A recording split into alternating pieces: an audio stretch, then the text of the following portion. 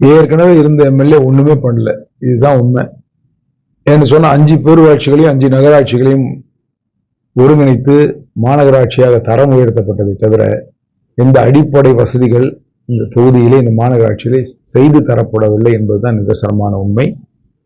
தாம்பரம் நகராட்சி அலுவலகம் என்கின்ற பெயர் பலகை எடுத்துவிட்டு தாம்பரம் மாநகராட்சி என்கின்ற பெயர் பலகை வைத்ததை தவிர வேறு எந்த விதமான நடவடிக்கையும் மக்களுக்காக இந்த மாநகராட்சியிலே நடைபெறவில்லை.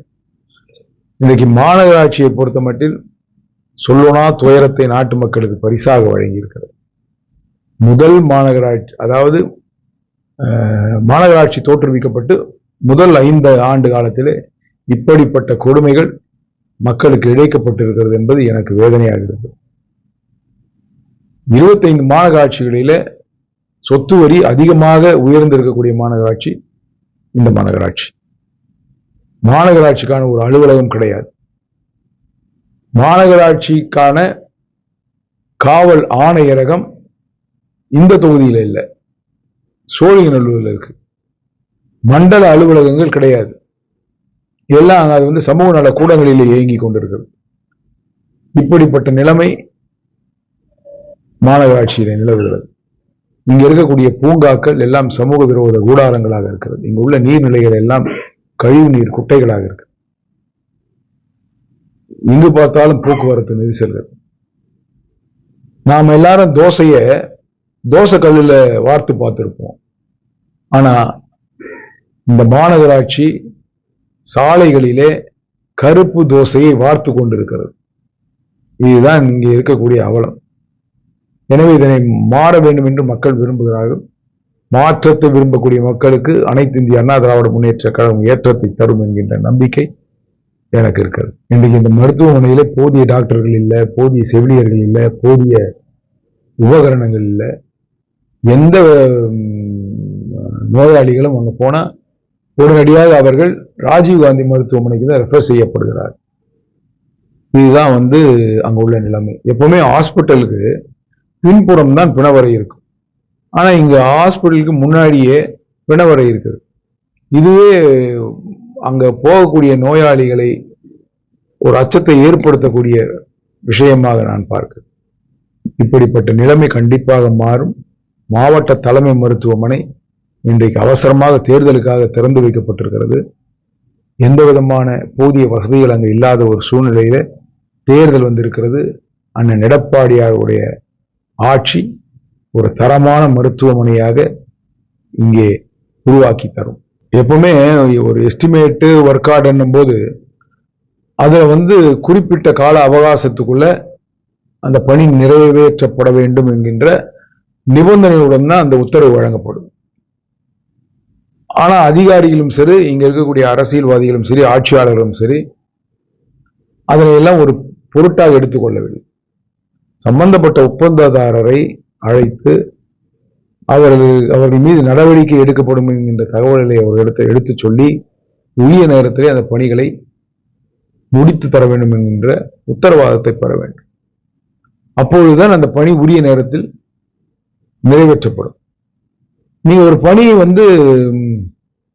உரிய நேரத்தில் முடிக்கலன்னா அந்த பணிக்கான செலவினங்கள் கூடுதலாகும். இது மேலும் அரசுக்கு வருவாய் இழப்பினைத்தான் ஏற்படுத்தும். எனவே இந்த போக்கெல்லாம் நிச்சயமாக மாற வேண்டும். என்னுடைய 26வது வயதில நான் சிட்லப்பாக்கம் பேரூராட்சி கவுன்சிலர் ஆனேன்.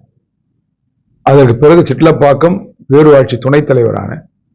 2001ஆம் ஆண்டு பரங்கிமலை ஊராட்சி ஒன்றிய குழு தலைவரான. அதற்கு பிறகு 2009 நாடாளுமன்ற உறுப்பினரான. இப்படி தொடர்ந்து நான் 45 ஆண்டு காலம் இந்த தொகுதியை சுற்றி சுற்றி வந்திருக்கிறேன். பல்வேறு மக்களை தொடர்ந்து சந்திக்கக்கூடியவனாக இருந்திருக்கிறேன். பல்வேறு உதவிகளை செய்திருக்கிறேன். அரசு பதவியில் இல்லை என்றாலும் கூட அண்ணன் முதலமைச்சரிடத்திலே பல்வேறு திட்டங்களுக்காக நான் அவரிடத்திலே அணுகி அதனை செய்து முடித்திருக்கிறேன். இங்க இருக்கக்கூடிய சிட்லப்பாக்கம் ஏரிக்காக 25 கோடி ரூபாய் நான் தான் பெற்று தந்திருக்கிறேன். இங்கே மழை வெள்ளத்தால் பாதிக்கப்பட்ட மக்கள் அவர்களுடைய கோரிக்கைகளை ஏற்று இங்க இருக்கக்கூடிய மிகப்பெரிய கால்வாய்களை அமைப்பதற்காக நான் பல்வேறு நிதி உதவிகளை பெற்று தந்திருக்கிறேன். கொரோனா காலத்தில் 50,000 குடும்பங்களுக்கு அரிசி வழங்கியிருக்கிறேன், காய்கறிகளை வழங்கியிருக்கிறேன். சிட்லப்பாக்கத்திலே 40 அடி சாலையான பாபு சாலையிலே நான் 2 கிரவுண்ட், நான் இன்றைக்கு அதனுடைய மதிப்பு 4 கோடி ரூபாய், அதை நான் இலவசமாக கொடுத்த காரணத்தினால தான் இன்றைக்கு பாபு தெரு என்கின்ற மிகப்பெரிய சாலை மக்களுடைய போக்குவரத்திற்கு உகந்ததாக இருக்கிறது. இப்படி எண்ணற்ற பணிகளை இந்த தொகுதியிலே நான் செய்து முடித்திருக்கிறேன். எனவே மக்கள் அதனை எல்லாம் அறிந்திருக்கிறார்கள். இங்கே இருக்கக்கூடிய பெரும்பாலான மரங்கள் என்னால் நடப்பட்டது. இங்கே இருக்கக்கூடிய பல்வேறு பணிகள் என்னால் நிறைவேற்றப்பட்டிருக்கின்றன. அரசு பதவி இல்லை என்றாலும் கூட நான் தொடர்ந்து மக்கள் பணியாற்றி இருக்கிறேன். மழை வெள்ள காலங்களிலே அவர்களுக்கு உதவி புரிந்திருக்கிறேன். அவர்களுக்கு ஒரு இன்னல் என்று சொன்னால் அவர்களோடு நான் இருந்திருக்கிறேன். இதுதான் கடந்த காலங்களில் நான் ஆற்றி இருக்கக்கூடிய பணி. எனவே ஒரு சட்டமன்ற உறுப்பினர் செய்த காரியங்களை விட நான் அதிகமாக செய்திருக்கிறேன் என்பதுதான் நாட்டு மக்கள் இன்றைக்கு என்னை வரவேற்பதற்கான காரணம். எனவே எனக்கு நிச்சயமாக ஒரு அரசியல் அங்கீகாரம் வழங்குவார்கள். ஒரு அரசு பதவி எனக்கு கிடைப்பதற்கான ஒரு வழிவகையினை அவர் காண்பார்கள்.